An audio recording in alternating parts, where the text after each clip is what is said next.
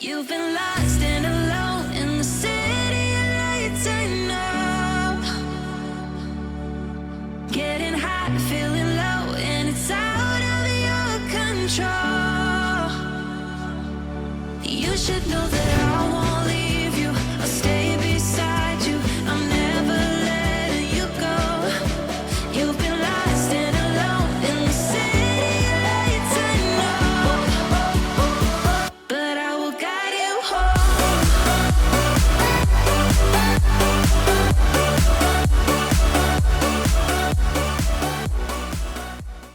Good morning, beautiful people. Good morning, Lucky Angels.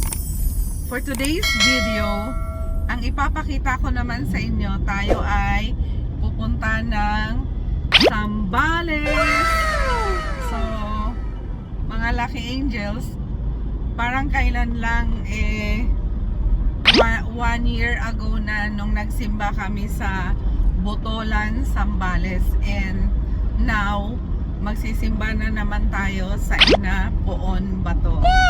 So, samahan nyo ako mga Lucky Angels kasi habang tayo ay papunta, while we are on our way going to Botolan, Zambales, meron tayong mga random na people na mga taong bibigyan natin ng kaunting kasiyahan, kaunting handog na galing sa puso namin. So, samahan nyo kami mga Lucky Angels para pati rin kayo ay mabless.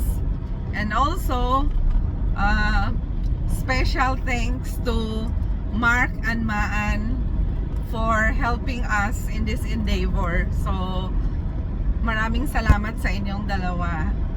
So, together with us is si Mr. Historian. Nandito rin si Mr. Historian. So, mamaya bibigyan natin yung ating mga masasalubong, lalong-lalo na yung mga ITAS kasi sila talaga yung mga nangangailangan ng tulong. Kahit kaunting mga bagay lang, mapapakinabangan na nila yon. So, mga Lucky Angels, kasama rin pala natin si Miss Babsy. Kaway ka naman dyan, Miss Babsy. Asan ka na? Ayan si Miss Babsy. So, masaya si Miss Babsy dahil siya ay uuwi sa kanilang tahanan sa Iba, Zambales. Taga dito nga pala siya. So, mga Lucky Angels, mamaya ipapakita ko sa inyo yung mga kaganapan doon. So, andito na tayo sa Municipality of Castillejo. So, 7 o'clock pa lang mga Lucky Angels, andito na kami kasi we traveled from Manila ng 3 o'clock AM. So, napakaaga naming umalis mga Lucky Angels para habang pasikat pa lang ang araw, nandito na kami. So, tara na, samahan nyo na kami. We kept running from the shadows in the night, realizing it was not worth the fight. Moving on alone was what felt right, 'cause we were never meant to be. Dum dum da dum day, dum dum da dum day, dum dum da dum day, 'cause we were never meant to be.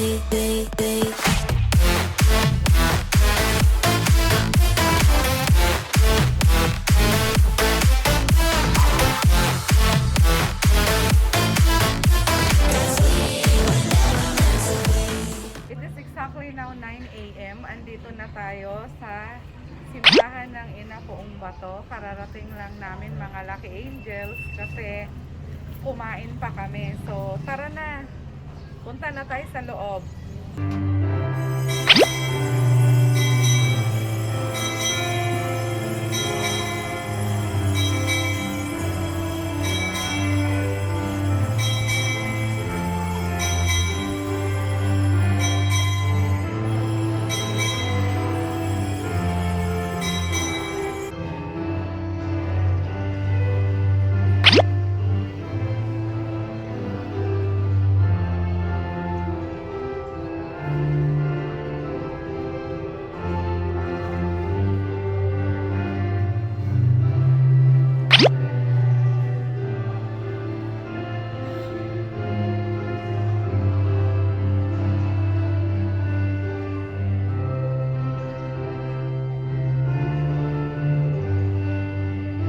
katatapos lang ng 9 o'clock na misa mga Lucky Angels. So, andito tayo ngayon. Pagmasdan natin ang Mahal na Birhen. Ayan ang Inapoon Bato, Mahal na Birhen. Yan ang kanyang rebulto.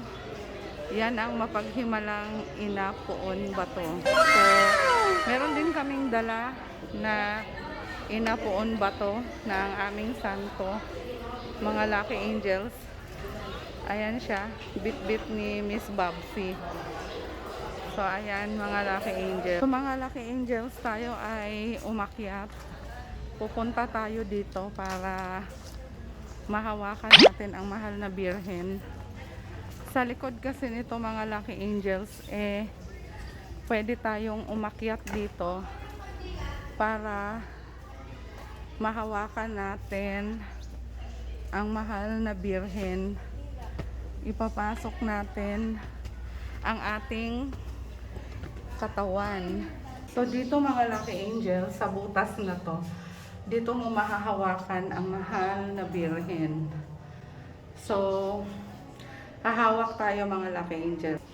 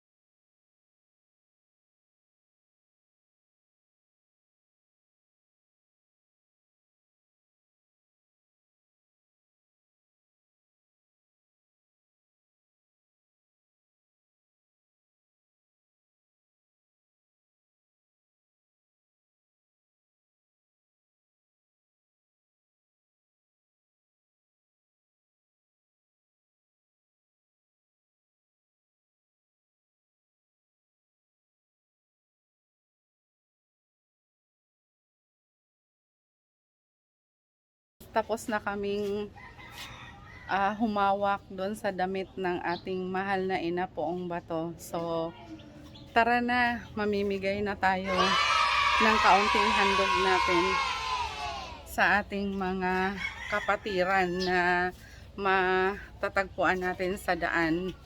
So, tara mga Lucky Angels. So, tayo ngayon ay papuntang Iba naman dahil galing tayo sa simbahan ng Butolan at double purpose ang ating ginawa.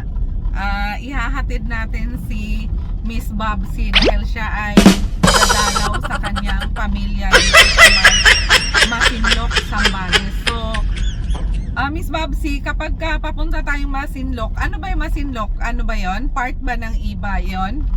Hindi na O po. magkaiba? Hindi na po. Sakop na po ng ano po, ng San Lorenzo. San Lorenzo. So, papalayo to mga Lucky Angels. Ihahatid natin siya kasi kawawa naman siya. Marami siyang mga daladalang pasalubong sa kanyang pamilya.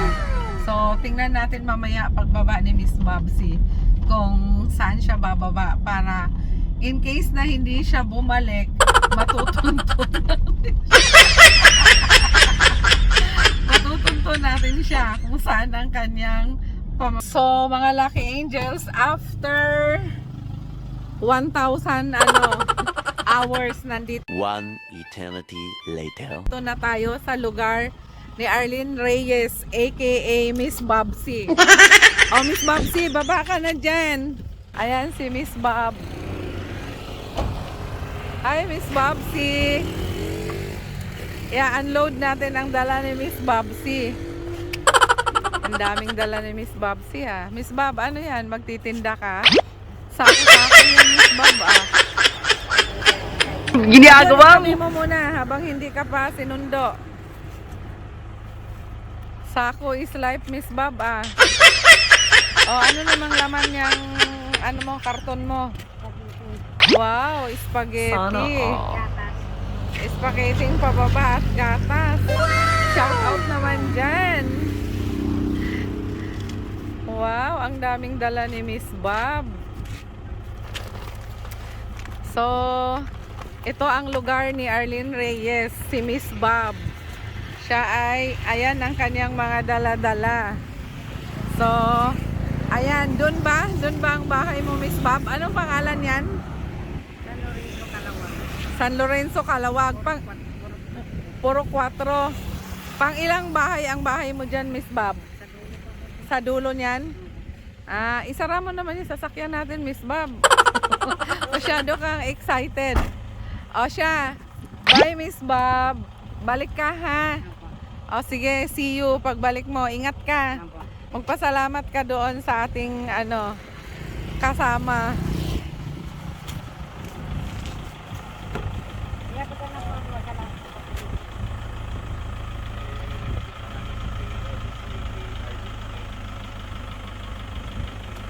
Oh, Miss Bob. Oh.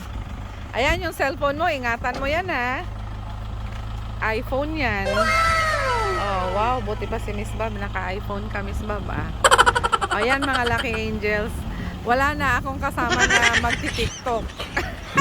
All by myself na lang kasi si Miss Bob ay magbabakasyon. Oh, okay Miss Bob, bye. 2,000 years later. So nandito na tayo sa community ng ating mga kapatid na mga Aitas. Medyo mahirap silang puntahan mga Lucky Angels kasi liblib yung lugar nila at saka malalayo. So makikita natin yung mga bahay nila. Ayan. Tapos ayan sila. Masasalubong natin sila. So mamaya ipapakita namin sa inyo ni Mr. Historian yung kanilang lugar dito. So kahit papano hinanap natin sila at magbibigay tayo ng kaunting handog sa kanila para kahit papano meron naman silang maiulam sa isang araw. So ayan sila. So dalawang pamilya lang kayo rito? Aray, akida Mr. Historian, baka maano ka? Si ate po, ayun po yung bahay. Ayun ba yung bahay niya? O ate, ito sa'yo. At saka yung yung sa mama mo. Kaway kayo. Hi! Ayan. So, kukuha pa kami dun sa sasakyan para sa'yo, ha? Sige, salamat. So, ayan ate. Sige, picture kita ate. Halika, ayan. Salamat. So, mga Lucky Angels, andito kami ni Mr. Historian. Naglalakad kami papunta sa bahay ng mga Aitas dito sa kabundukan para matulungan natin sila. Kaunting handog para sa kanila.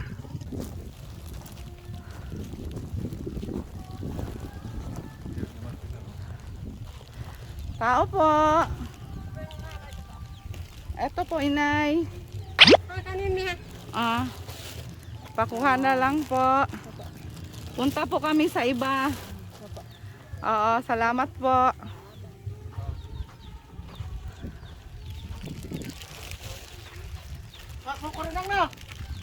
You've been lost and alone in the city of lights. I know. Getting high, feeling low, and it's out of your control. You should know that I won't leave you. I'll stay beside you. I'm never letting you go. You've been lost and alone in the city of lights. I know, but I will guide you home. Pagbalik ko po ha, mas marami. Hindi ko po kasi alam yung lugar nyo dito ha. Oo, dadagdagan po natin pagbalik ko ha. Oo, sige. Mga bigyan ko kayo ng mga laruan ha. Mga bata ha. Oo, sige. Sige. Yung sa anak mo? Sige. So, mga ilan kaya sa mo sa bilang mo? Mga ilang daan yung mga Aitas na nandito? Marami po eh. Mga, Si Kapitan po yung may alam po. pero sa tansya mo, lampas na 500? Oo, Lampas pa? maraming ano. So sige, pagbalik namin ha, kasi ano, yung sa kabilang side kasi yung pinamimigyan namin, hindi bago ko lang natuklasan to eh. Hello, Oh, hello. Sila ang dapat nating tulungan. So, andito sila. Anong barangay ito? Kaming aitang talaga Bagong mahirap. silang. So, sige. Walang hanap buhay yung mga aitang ito. Saan? Sino ba Hindi, para makarating sa kanila, sige, ano kayo? Salamat po.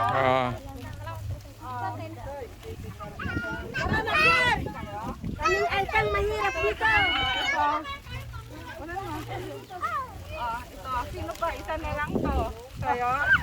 Sige, pagbalik namin ha. Sige, pagbalik namin ha. Babalik kami.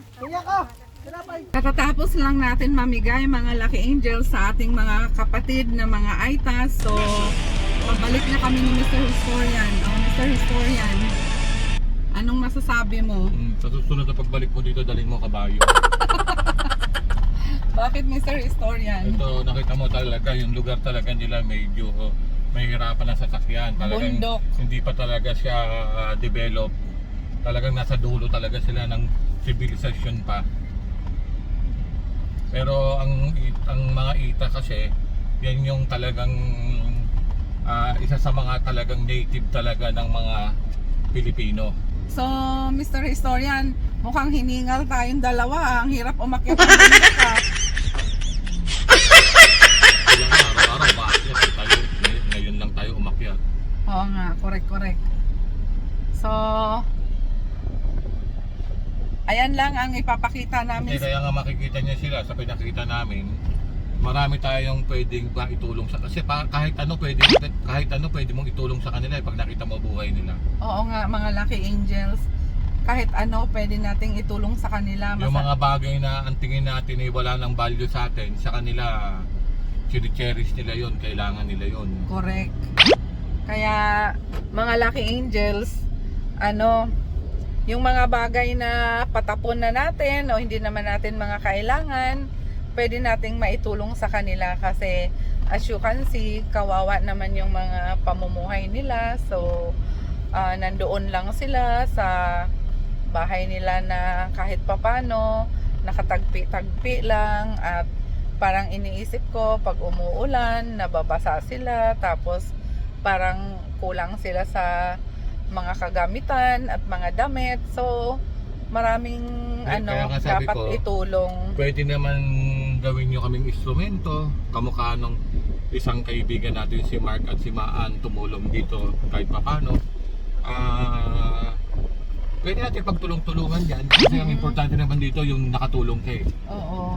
Tsaka hindi naman importante yung halaga o ano yung naibibigay natin. Pwede pwede kayong mag-comment dito sa sa amin. Halimbawa, may gusto kayong itulong, gusto niyo itulong yung bahay niyo, itulong niyo. Anong gusto nyong itulong? Okay lang kahit meron kayong mga lumang damit, mga pagkain. Mahalang gasolina kayo, itulong niyo yung mga kotse niyo. Ganon. So, yun mga Lucky Angels, kumbaga marami tayong pwedeng magawa sa buhay natin. Pwede tayong makatulong doon Tsaka sa... makikita mo ka kasi sa kanila.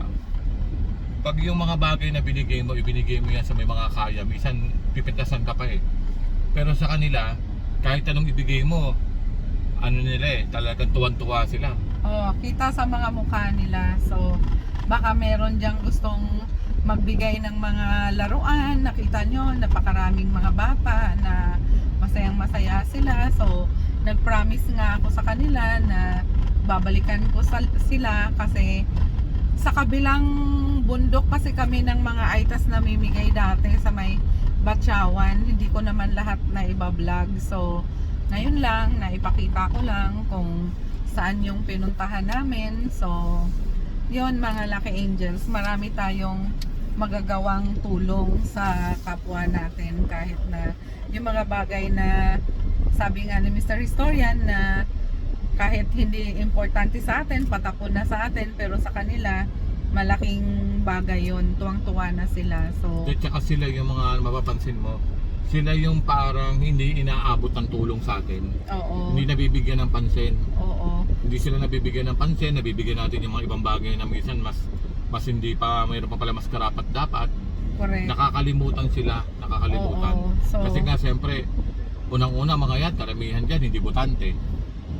tsaka, hindi lang sa hindi botante, siguro rin sa layo ng lugar nila. Siguro, kaya nga talagang hirap silang puntahan. So, maraming salamat kay Ina Poon Bato at kahit papano nahanap namin sila. Sa totoo lang, kanina pa kami naghahanap kasi ibang way yung dinaanan namin. So, dun sa mga gustong magsimba at magtanong kung saan ba matatagpuan ang mapaghimalang birhen ng Ina Poon Bato, ang gawin nyo lang, pumunta lang kayo sa Loob Bunga, Botolan, Zambales. Yan po ang address ng Ina Poon Bato. So, kung magsimba kayo dun guys, i-waste nyo lang na saan yung simbahan na yon at makakapagsimba na kayo. At saka pwede mag-comment sa'yo. At saka pwede kayong mag-comment at ituturo namin kung paano kayo makakarating doon. So, once again, this is Sweet Lucky Girl Dolauta. Don't forget to like, subscribe to my YouTube channel, and click the notification bell, share, so that you will be updated in my next vlog. Bye, Lucky Angels. Bye. See you in my next vlog.